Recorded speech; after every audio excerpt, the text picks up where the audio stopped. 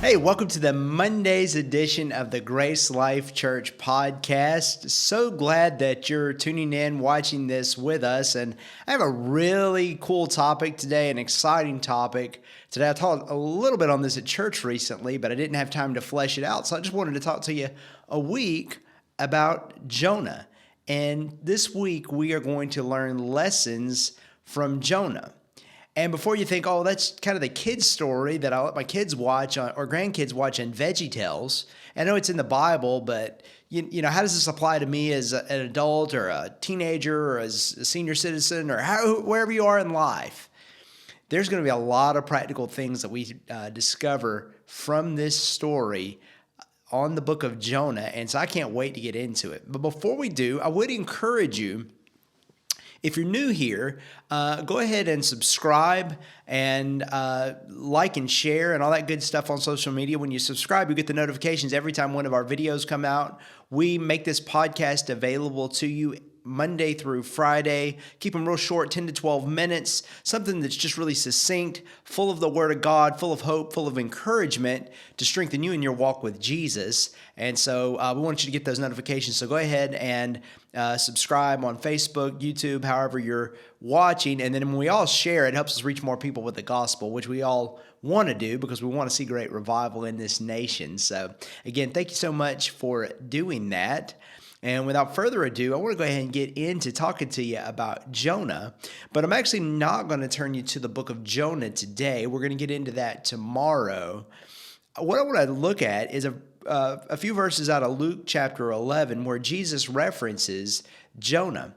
Back a few months ago, my oldest son, Paul, he really loves Billy Graham, and I was listening to him. We were listening to a lot of Billy Graham teach different YouTube videos and stuff. I was taking him to school. And I found it interesting, a lot of Billy Graham's messages he would reference about Jonah and he would reference about the revival in Nineveh and different things going on and how Jesus made reference to it in the New Testament.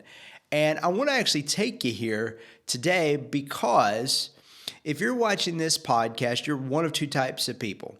You are either an unbeliever, you're not saved, and you're not sure about this whole God and Jesus thing, and maybe you have questions, and so I'm going to hopefully help you answer those questions today.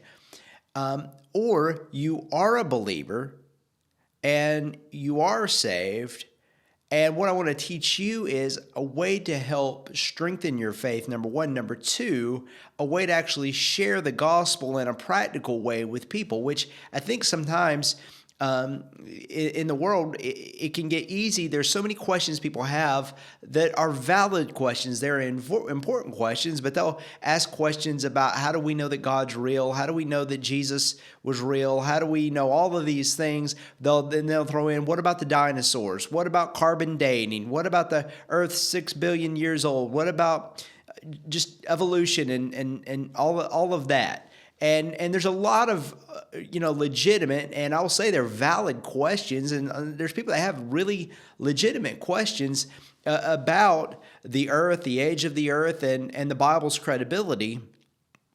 And so I do understand all of that. But what I want to do is look at this passage and show while those are valid questions, there is maybe a more valid question that we should all be asking, or a more valid answer that when it answers this question, all the other questions get answered by default, which is a big deal because sometimes when you're trying to share your faith, people will hit you with 100 different questions that you probably don't have all the answers for. I don't have all the answers. I've studied, I'm pretty well read, but I don't have all the answers for everything. But what we can always pull people back to is what I want to show you here. So I'm going to just read it. Luke chapter 11, verse 29. And it says, "And while the crowds were thickly gathered together, he began to say, 'This is an evil generation. It seeks a sign, and no sign will be given to it except the sign of Jonah the prophet. For as Jonah became a sign to the Ninevites, so also the Son of Man will be to this generation.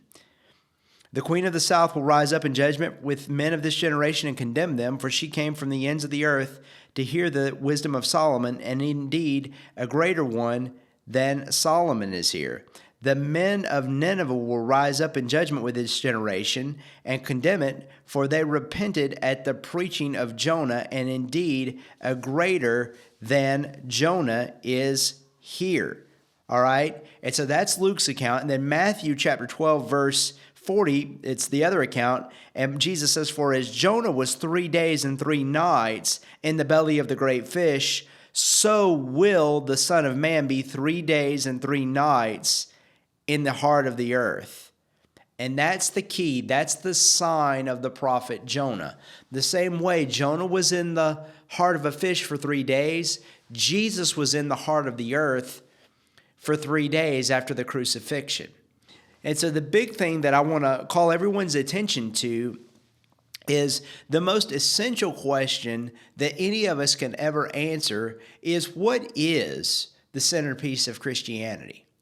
The centerpiece of Christianity is not the Big Bang Theory and whether the Big Bang happened or whether it didn't. It's not evolution and all the questions that come from evolution. It's not carbon dating. It's not how did the Great Flood happen, Noah's Ark, dinosaurs. Why doesn't the Bible record dinosaurs? Someone say it does, but I'm not even going to get off in that. Those are great questions we can ask, and there's 1,000 other questions that people have asked over the years to try to poke holes at Christianity, or they'll ask to try to figure out, is this really legitimate? But here's the main question. Was Jesus a real person? Did he live a sinless life? Was he crucified publicly? And 3 days later, was the tomb empty? If you begin to do this research on that, I want to walk you through just a little bit of this. This isn't going to be all encompassing, but this is just the main things. As I began to do the research on this years ago myself, when I was in my early 20s, I just wanted to verify what I had always been taught. I became more persuaded and more convinced in my faith because Jesus was a real person. The Bible says so, but even if you're here and you're like, well, you're watching and you're like, well, I don't believe in the Bible. I don't know that that's true. Or maybe you're watching and you are a Christian and you have a loved one you're trying to reach with the gospel and they don't believe in the Bible. That's fine. We've got more information than that. A Jewish historian named Josephus, who is a Jew, not a friend of the Christians, he recorded the events of Jesus' life. He recorded about Jesus being a real person. The Roman historian Tacitus, he also records about Jesus being a real person that lived, breathed, just like you and I live and breathe. Okay? So both biblical history and secular history and credible secular witnesses, and there are other witnesses than these, but we'll just go with these two, verify Jesus was a real person. Jesus lived and he lived publicly. And even Josephus, who's again a Jewish historian and has a lot of credibility in historical standards, he verifies that Jesus had great crowds of the miracles, of the messages, and he verifies of Jesus being crucified and that he was put into a tomb, and 3 days later the tomb was empty. And of course, the Bible verifies that as well. And so what I want you to see is, while I maybe can't answer all the things about the Big Bang, while I can't answer all the things about carbon dating, that doesn't invalidate the existence of Jesus. That doesn't invalidate the fact that he was crucified on a hill or a mountain over Jerusalem where thousands of people saw it. He was crucified at Passover, a time when all Jews, wherever they were in the world, were required to come to Jerusalem and see and be in Jerusalem to worship for Passover. And guess what? They saw Jesus, who was the real Passover lamb. For years, for 2,000 years, they had sacrificed a Passover lamb that was a type and a shadow, a metaphor of the Passover lamb that was to come, who is Jesus. And during all this sequence of events, they're there to see him be crucified. Many of them even shouted, "Crucify him, crucify him, crucify him."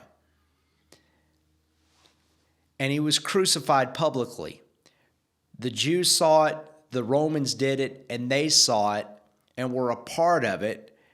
And then he was placed in a tomb, and yet 3 days later, that tomb was empty. This leads to the question, why the empty tomb? And there's not a whole lot of answers to it. There's just a very few answers that you can look at. Some would say that the disciples stole his body out. That's a possible answer, but these are also the same disciples that ran and were, and this tomb was defended by Roman guards that would have lost their life if Jesus's body been stolen away. So that's pretty unbelievable that that would have happened. Others try to say that Jesus really didn't die, and somehow he just kind of walked his way out of there in bad physical shape. There's scientists and medical professionals that have gone in and looked at what happened to Jesus on the cross and the events of what happened when people were crucified. That's medically impossible. That's an invalid argument. If that's true, I've got oceanfront property in Arizona to sell you. And then the third kind of option that people have said is, well, the Romans, they were paid off by the Jews, and so they got rid of the body. Again, doesn't make a lot of logical sense because those Roman guards would have lost their life for doing such a thing. So that means there's not a credible, those three options aren't credible. They're not logical. They're not consistent. What's the other option? The other option is he resurrected. He came out of the tomb. He came out of the belly of the earth the same way Jonah came out of the belly of the whale. And when I really began to learn that and learn about the credibility and learn about the main things in the Christian faith, it really changed everything, because what I realized is that is ultimately the crucifixion and resurrection of Jesus is the most miraculous event and the most impossible event in all of the Bible. And if that be true, then it's easy for me to believe stories like Jonah, or for me to believe David and Goliath, or believe the parting of the Red Sea, or believe anything else. Because the most impossible event that really, really did happen in history. And that's why I really like to talk about it this way. Like, it happened in history the same way when I was 21 that 9/11 happened and the World Trade Center was destroyed. I saw it. It was there and then it wasn't. The same way they saw him put in the tomb, the stone was rolled in front and then it wasn't. And so when we understand that, we really understand the centerpiece of our faith, so that should hopefully strengthen us in faith. And then also, if when we're trying to share that with loved ones or friends that don't believe in Jesus, don't get off in the song and dance about the 100,000 questions they may have, and carbon dating and evolution, and we came from monkeys. And listen, walk them back to the tomb. How did the tomb get empty? Explain to me that. Centerpiece of my faith is not carbon dating, it is not all these fossil records and everything else. Explain to me how the tomb got empty. Let's look at the more critical question. Not invalidating their questions. They're legitimate. They're just not the most important question. So I hope today really encouraged you. I also would encourage, if you're watching this and come across this video and you don't have a relationship with Jesus right now, send us a message on Facebook or YouTube or however you're watching, or you can go to our church website, gracelifetriad.com, and send us a message. We would love to connect with you. If you want to give your life to Jesus, we'd love to pray with you and lead you into a relationship with Jesus, and then follow up with you from there so you get to know what's next. And what's next is the most amazing thing that you'll ever experience, and that's a life doing it with Jesus. And so I hope today, again, encouraged you as we talked about the sign of Jonah, what that is, and I hope it really blessed you. And we'll be back tomorrow and get more into this story of Jonah. So God bless you. We love you. See you tomorrow.